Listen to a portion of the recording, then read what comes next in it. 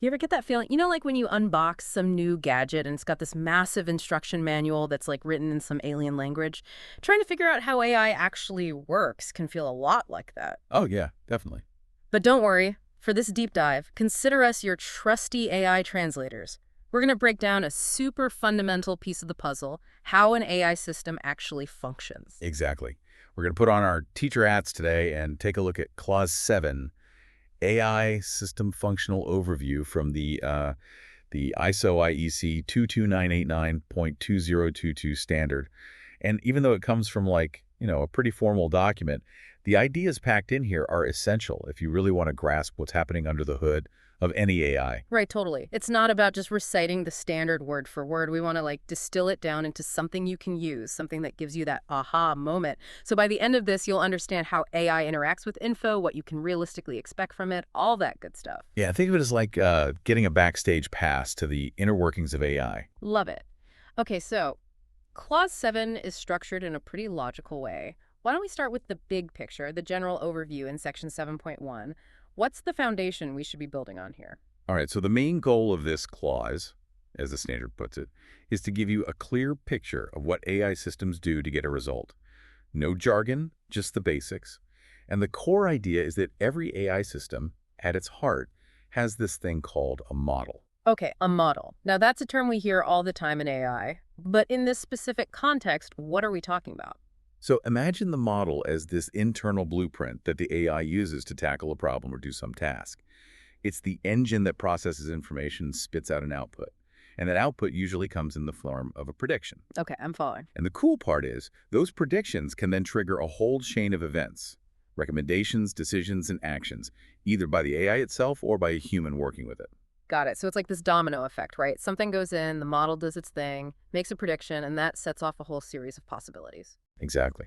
And this section actually points us to Figure 5 in the standard. It's a simple diagram, Okay. but it shows that flow visually, input, model, output. And especially for AI that uses machine learning, the figure shows how the model is built. They use a specific set of data for that. And that data is called training data. Right, right. The training data, it's like the fuel that shapes the model. Yeah. Okay, I think we've got a solid framework now. Let's dig a bit deeper. Section 7.2 is all about data and information, which seems pretty crucial. I mean, it's the lifeblood of AI, right? 100%. This section really clarifies the different types of data that are vital for an AI system to do its job. The standard separates this into production data and training data. Production data is the information the AI works with when it's live, out there in the real world doing its thing. It's real-time input. So let's say we're talking about an AI that gives you movie recommendations. The production data would be stuff like my watch history and what I've liked in the past, right? Bingo! You got it. And what the standard points out here is that sometimes that raw input data needs a bit of prep before the AI can really use it effectively. This is where things like feature extraction come in. That's like picking out the most relevant signals from the data. So it's not just dumping a bunch of random data into the AI, it's about making that data meaningful, right? Yeah. And if we stick with the movie example, features could be things like the genres you tend to watch, your favorite actors, or even what time of day you usually watch movies. Okay, that makes sense. So it's about refining the data into something the AI can work with, like translating it into AI language. Now, there's this idea of an AI that doesn't need any input at all, which is a bit mind-boggling. How does that even work? It does seem kind of counterintuitive, right? Mm-hmm. But some AI systems are built to create stuff on demand without needing a constant stream of live info. The example they use is generating those cool synthetic images. Imagine you want a picture of a futuristic cityscape. You ask the AI, and bam, it generates one. It does that based on what it already knows, not by processing new data. Wow, that's pretty wild. It's like it's got this built-in creativity. Right. And it's worth remembering that training data, which we touched on earlier, is specific to AI that learns using machine learning. This data set is basically what the AI learns from. It helps the AI pick up on patterns and figure out the relationship between inputs and outputs. So if the training data is bad, the AI is not going to be very good, kind of like teaching someone with a terrible textbook. Precisely. It's like the foundation of its education. And one last thing this section reminds us is that data does way more than just being the input. It's also vital in development, testing, and evaluating AI. Section 5.9 of the standard dives into that, if you're interested. Cool, thanks for pointing that out. All right, we've covered the basics and the critical role of data. Now let's get to the heart of it. Section 7.3 is all about knowledge and learning. It's like cracking open the AI's brain, right? You got it. The standard explains that this model we keep talking about is essentially a way for the AI to represent knowledge. It's how the AI stores what it's learned or been programmed with in a way that it can use. And they focus on two basic types of knowledge: declarative and procedural. Declarative and procedural. Okay, let's unpack that. What's declarative knowledge? Think of declarative knowledge as understanding what is. It's basically factual info that's easy to express, like the sky is blue. Straightforward, right? Right, it's like stating facts, simple truths. Now, procedural knowledge, that sounds more complex. It is, in a way. Procedural knowledge is all about knowing how to do something. It's a lot harder to put into words because it involves a sequence of steps. Like, how do you ride a bike? You know the parts. But explaining that balance and coordination, not so easy. I see. So declarative is the what, and procedural is the how. That's a good way to remember it. Now, the standard also says knowledge can be represented in different ways, from implicit to explicit. What does that mean? Good question. So explicit knowledge is like a set of rules, clearly defined and programmed into the system. Think of an expert system where you have rules written out. If this, then that. Implicit knowledge is different. It's learned from patterns in the data. So one is direct programming, and the other is more like learning from experience. Yeah, exactly. And where this knowledge comes from can vary too. Sometimes it's pre-existing, put there by humans. Other times it's learned from sensors and data. Or it can be a combo.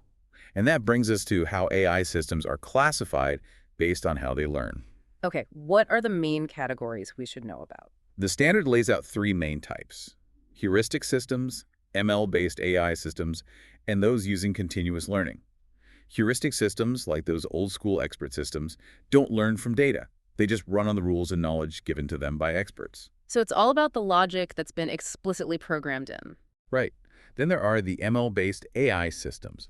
These guys are all about learning from data. They gobble up training data, find patterns, and build that trained model that can then make predictions or decisions on new data. And that's where all those different machine learning techniques come in, like supervised and unsupervised learning, right? Yeah, you got it. Although, to be honest, this section doesn't get into the nitty-gritty of those. The key point here is that these systems are all about learning from data. Lastly, there's continuous learning. These systems are constantly evolving. Their knowledge base isn't static. It changes over time as new data comes in, so they adapt and get better as they're used. So it's a never-ending learning process. Pretty cool. Definitely. It usually starts with an initial training phase, but then it keeps refining its knowledge in the real world. Super useful in situations that are always changing. That's a great overview of how AI gets and uses knowledge. Now let's move on to the final section of Clause 7, Section 7.4, from predictions to actions. This is where the rubber meets the road, where we see how AI actually affects the world. Exactly. This part stresses that the output of an AI system isn't always a direct action. It depends on how automated the system is. The standard outlines a kind of progression. It starts with the raw output, the initial predictions. Prediction, so that's like the AI's first assessment of the information it's given. Yep. And those predictions can then lead to more proactive steps, like recommendations, suggesting a particular action. Then you might have decisions, where a specific action is chosen. And finally, you have actions of patience, the actual impact the AI has on the world. So it's a potential chain reaction, prediction, then maybe a recommendation, then a decision, and finally an action. But not all AI systems go through all those steps, right? Nope, not at all. A simple image recognition AI might just give you a prediction like, this is a cat. But a more complex system could analyze a medical image and recommend a treatment plan. And then you have those fully autonomous systems that can make decisions and take actions without a human in the loop, like a self-driving car. Oh. This section also brings up something super important: errors in AI output.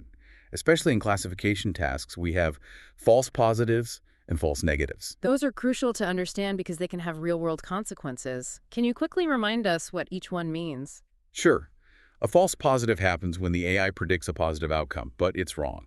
Like, a fraud detection system might flag a legit transaction as fraudulent. A false negative is the opposite. It misses a positive case, like a spam filter failing to catch a phishing email. Both of those sound like they can cause trouble, depending on the situation. Exactly. And the standard makes it clear that it's super important for users to understand that these errors can happen. It also highlights the possibility of biased predictions, which can come from the data used to train the system or even the design of the algorithms. That's a big one, right? AI bias. The data we feed these systems reflects the world, and the world's not perfect. You're right.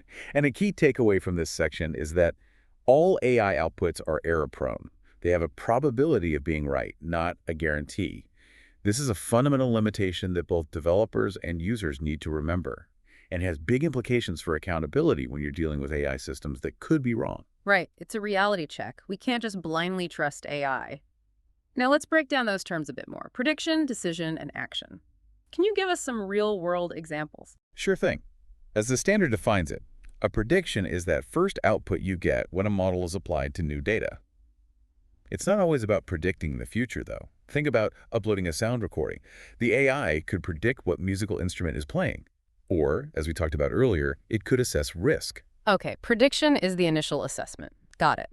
What about decision? A decision is picking a course of action based on the AI's output, whether that's a prediction or a recommendation. Now, this can be done by the AI itself, or a human can step in.